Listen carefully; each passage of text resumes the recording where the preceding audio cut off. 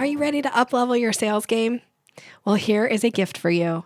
It is the Mastering the Sales Conversation mini training. This training gives you my proven step-by-step approach to sales so that you can go from that overwhelmed and intimidated approach that you have to sales to feeling confident and leading a conversation so that you easily guide somebody to hiring you. You can get it right now by going to yoursalesmaven.com/mastering. This is my gift to you. Go grab it now.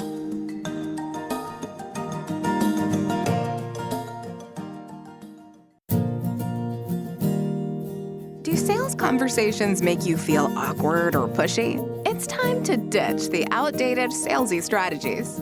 Your guide, Nikki will show you how to combine kindness with selling skills to meet your prospects where they are, and in the process, how to uplevel your influence and income. Learn how to earn business easily and effortlessly. Here's Nikki. Welcome and thank you for listening to the Sales Maven Show. I'm your host, Nikki Roush. I'm here to offer you tips and strategies and techniques to master your sales conversations. Today's topic this is a solo episode, and we're going to be talking about reviving client conversations.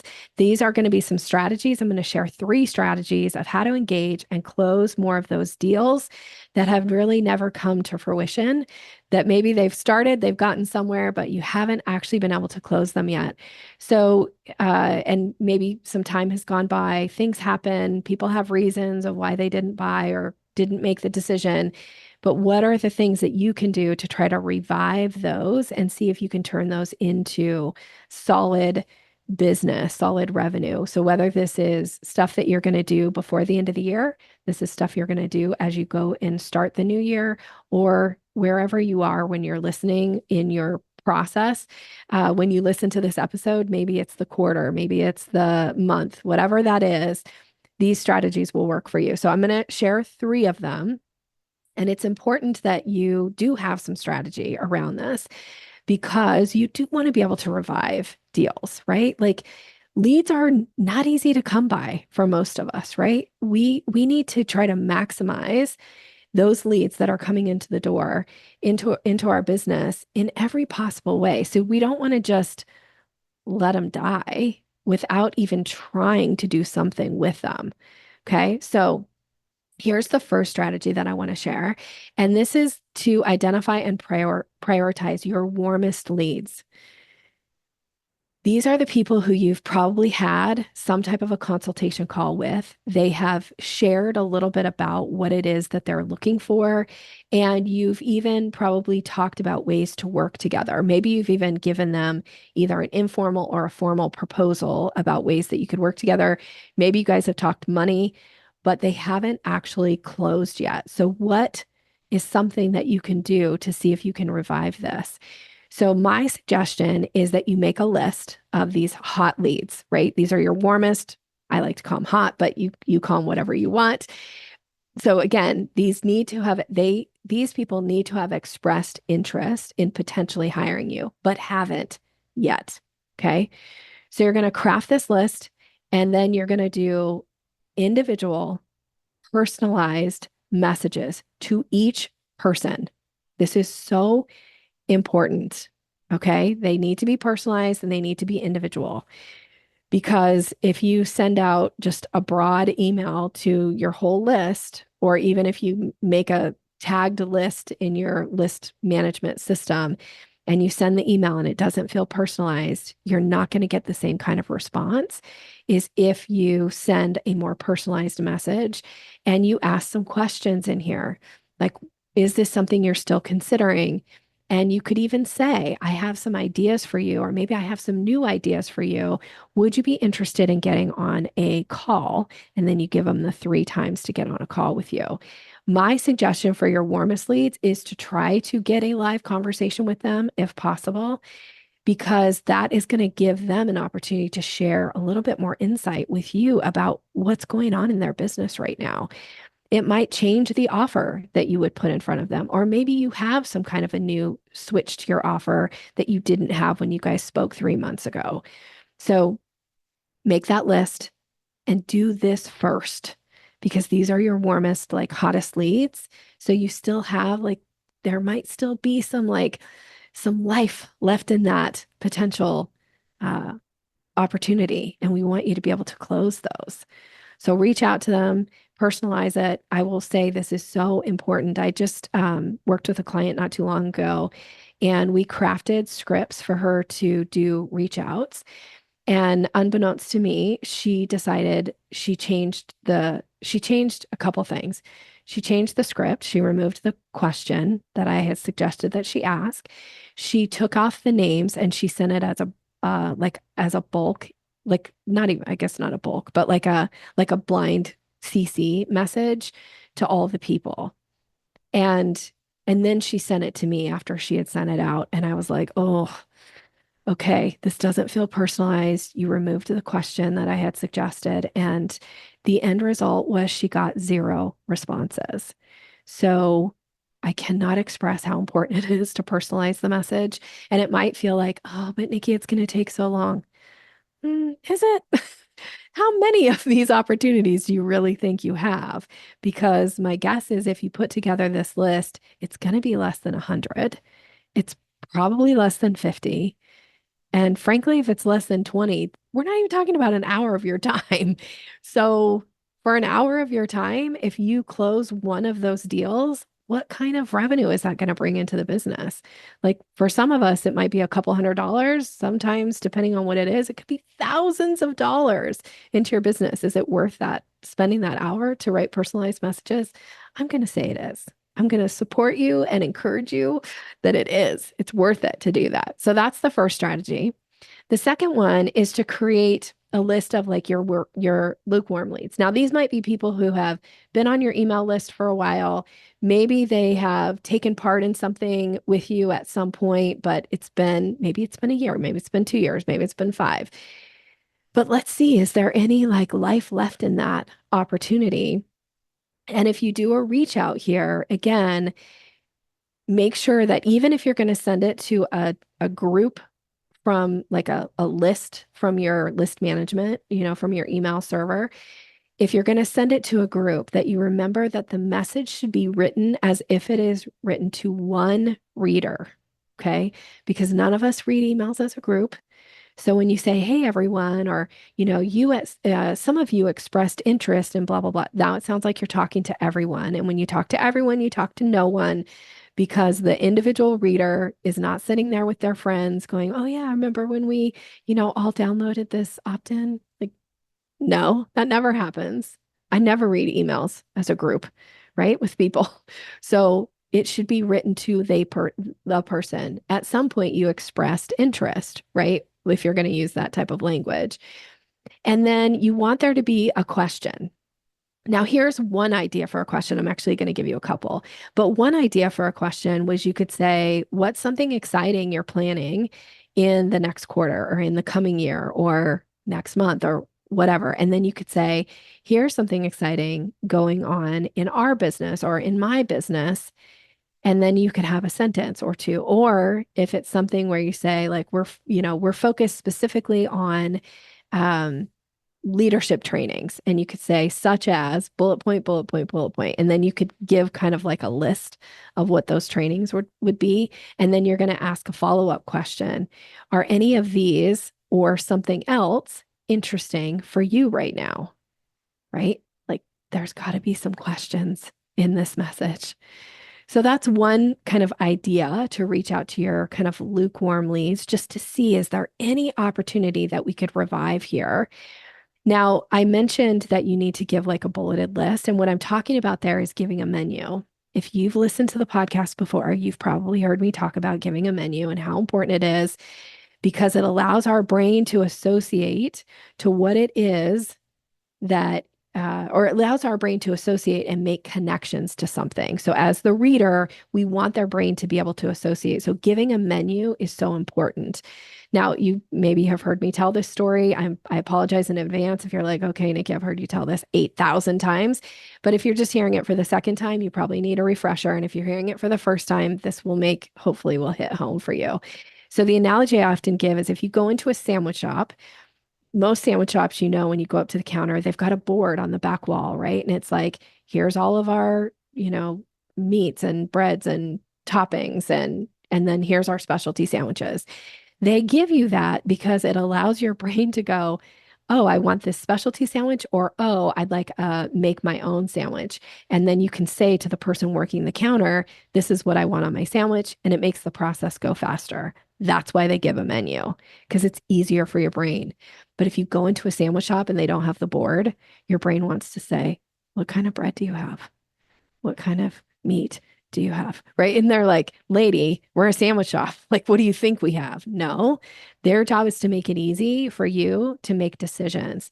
Your job as the seller is always to make it easy for the buyer to make decisions. So this is why giving a menu when you're writing these types of messages can be crucial to whether or not people actually engage with your messages. So give them a menu. And then I always like to write I call this the or something else. So here's the second question that you could use or this is, I should say, this is an alternate question that you could use in your message. You could say, would you or someone you know benefit from, and then you could give the menu like bullet point, bullet point, bullet point. And then you could say, or something else in the coming year or in the next quarter, or however you want to frame this message. So if I was doing this in my business, I would say, would you or someone you know benefit from increasing their conversion, their consultations to 75% or more? Having scripts that they could share with their team so they have a cohesive message when reaching out to prospective clients. The third option that I might give as a bullet point would be training on how to engage people with questions in your messaging, right? Oh, and then I could say, or something else, dot, dot, dot. Now, again, I don't actually care if the person picks bullet point 1, 2, 3, or 4. What I care about is, do they actually respond to the message?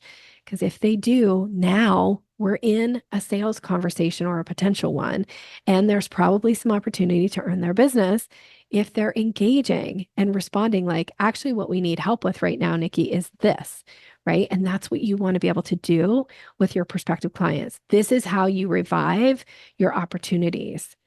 Now, I cannot express enough how important it is that you ask questions in your emails. If you're looking at the messages that you're sending out and you're not getting responses, I would challenge you to go back and read them and say, how many questions am I asking the reader? Because more than likely, you're just talking at people. You're making statements. I mean, we all get these. I got like 4 of them this morning in my email where it's like people are reaching out, wanting my business and saying things like, I want to tell you about X, Y, and Z, and here's what my company does. And it's like, all you're doing is talking at me. You haven't engaged my brain at all. Like, delete. Or, hi, this is so-and-so from XYZ Corporation. It's like, that's not interesting to me, right? It needs to be interesting to the reader. So you want to ask questions. And this goes back to, there's a term, it's called instinctive elaboration. Our brains are wired for questions. So to be successful at sales, you got to be a good question asker. And it's something that it's a skill that you want to build. Like, you want to build that muscle as much as possible, because the more likely when you ask a question, they're much more likely to answer it. Now, they might not actually respond to your message, but they'll answer it in their brain, which is a way to plant a seed. Because even if they don't need you today, them answering that question might lead to an opportunity tomorrow or next week or next month or next year. So we got to get their brains wanting to ask or to answer our questions. And that means we have to ask good questions.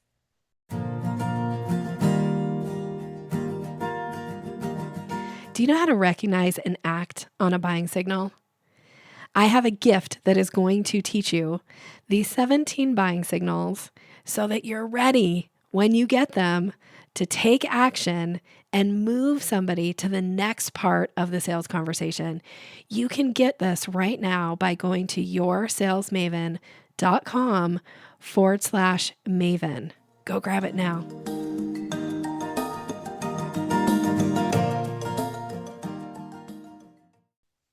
So here's another question that you could potentially use in a reach out message. You could say, what's one thing I could do to support your organization, or I could do to support you as we move into 2025, or as we move into the new year, or as we move into the new quarter or new month? Like, you can put whatever context you want. And then you could say, for instance, would any of these be helpful? Then you give this bulleted list again. You give the menu. And then the last one is always, or something else, ... Looking forward to your response, right? And see what kind of responses you get for this. Okay, now here's the third strategy. If you've done the first two and you're ready for a third one, and this is something that I gave. This really is kind of like a year-end thing, or you could do it for the quarter, I guess. I was talking to a client, and she was talking about wanting to do reach outs to people, but these are like maybe people that haven't really engaged with her content in a while, but plant some seeds and something that would be interesting. So we talked about doing a year in review message that would plant some seeds, and then there would be some questions in there. So I'm not a big fan of like end of year, blah, blah, blah, because everybody's going to send end of year stuff. But if you say year in review, I don't know, I think that's more interesting. So if you like this, it's yours, take it. But there needs to be a call to action for it. So you would say a year in review, and then you could talk about like the successes. And my suggestion is the successes that you talk about would be client successes. So year in review, XYZ client, or we had, 10 clients that reached the X number using this strategy, or any kind of thing that you could share. Of course, it needs to be true, right? Like, don't just make these up. But if you could pull this together, now you're planting seeds, because when you're sharing those types of results about client successes, people don't think about it necessarily of like, oh, good on them. What they think about is like, is that possible for me? Like, that's the way our brains work, is because we think everything that revolves around us, right? Everything that happens is happening for us, to us, or against us. So when you do a year in review and you talk about successes that people have achieved, it makes people go like, ooh, do I want that? Or could I have that? Or how would that, like, what would that be like if I had those kind of results? So something for you to think about there. And then the question that you might follow up with after you do the kind of the bulleted list there is, you could say, are any of these results what you want to achieve in the coming year? Right. And then you could have a call to action. Let's schedule a time to chat and how to make this happen. And then you give the link for them to schedule the chat.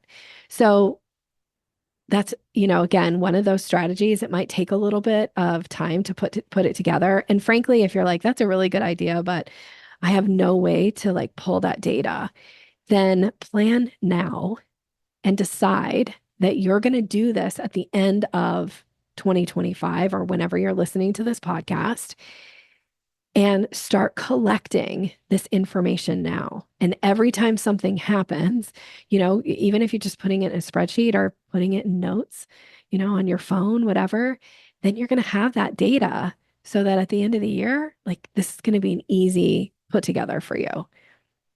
And it will probably become something that people look forward to reading. I actually love year in reviews, even if it's something that doesn't impact me. I just find them interesting. So if you like that idea, now it's yours. You get to take it and run with it.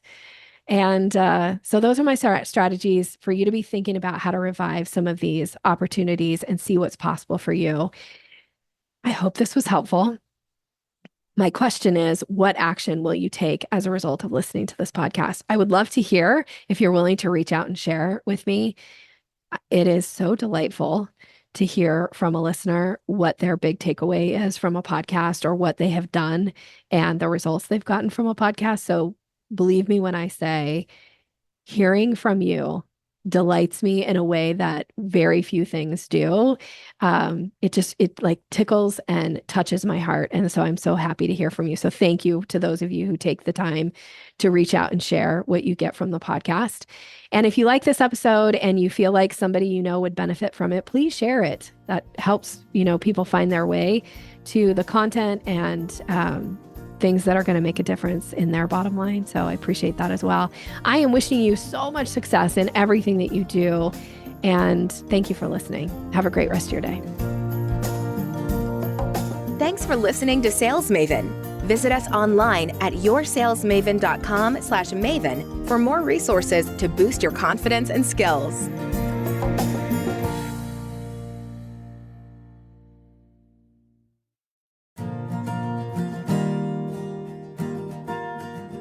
Are you ready to increase your confidence in your sales conversations?